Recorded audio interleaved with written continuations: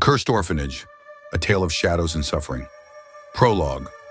In the outskirts of Blackwood, a desolate town lost in time, there stood an abandoned orphanage, Ravenwood Home for Children. For decades, it had been the subject of eerie rumors, whispered tales of disappearances, and ghostly sightings. No one dared to step inside after the last group of children vanished without a trace in 1975. The townspeople believed the building itself was cursed, as every attempt to demolish it resulted in fatal accidents. One fateful night, a paranormal investigation team decided to uncover the truth.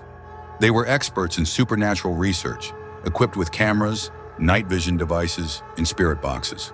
But what they encountered inside was far beyond their understanding. Chapter 1. The arrival. Alex, the leader of the group, parked their van outside the orphanage gates. The iron bars were rusted shut, but a strong gust of wind pushed them open, as if inviting them inside. "That's unsettling," murmured Sarah, their tech expert.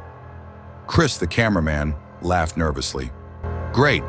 Looks like the spirits are welcoming us." As they stepped onto the cracked stone path, the cold air thickened around them. The air smelled of mildew, old wood, and something rotting.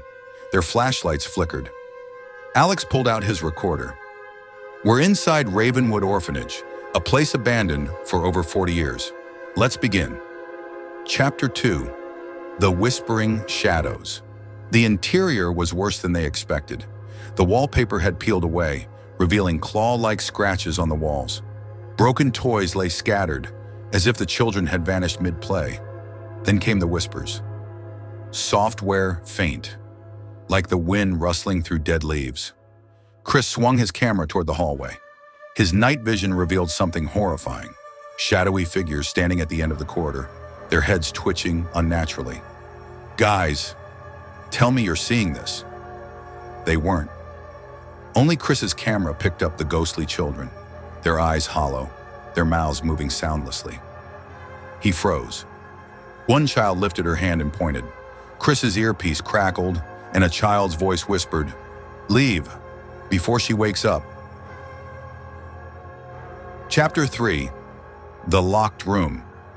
Ignoring the warning, they pressed on. They found an old wooden door with deep gouges, as if something had been locked inside and tried desperately to escape. The door had a single name carved into it. Eliza. Sarah gasped. That name! It was in the reports. Eliza was the headmistress. The children feared her. Alex pushed the door open. Inside, a small iron bed sat in the center of the room. The walls were covered in blood-stained handprints. In the corner stood an antique mirror, untouched by dust. Chris lifted his camera and froze. In the mirror, a woman stood behind them. Her face was twisted, her blackened teeth grinning wide. Her eyes bled dark tears, and her fingernails were long and jagged, dripping with something black. Then she moved, not in the mirror, behind them. Chapter 4.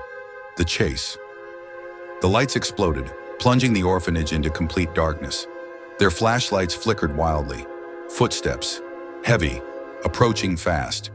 A guttural, inhuman screech tore through the air. Sarah screamed, "Run!" They bolted down the corridor, but the shadows moved unnaturally, shifting to block their exit. Chris turned back for one last shot and saw Eliza crawling on the ceiling, her head twisting unnaturally, eyes locked onto him. The camera fell from his hands as she dropped onto him. His scream was cut short. Chapter 5. The Escape. Alex and Sarah didn't stop running. They kicked open the front doors and stumbled outside. The moment they crossed the gates, the orphanage was silent again. Chris was gone. The van wouldn't start. Their phones wouldn't work. Then, the passenger door opened. Chris sat inside. His eyes were wrong. Black. Empty. His mouth curled into a twisted smile.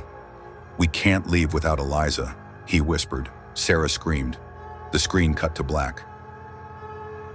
Epilogue. The footage was found weeks later. No bodies, no signs of forced entry. Just the van, parked outside the orphanage, and a single recording. Chris's voice distorted, whispering, "She's awake now." End.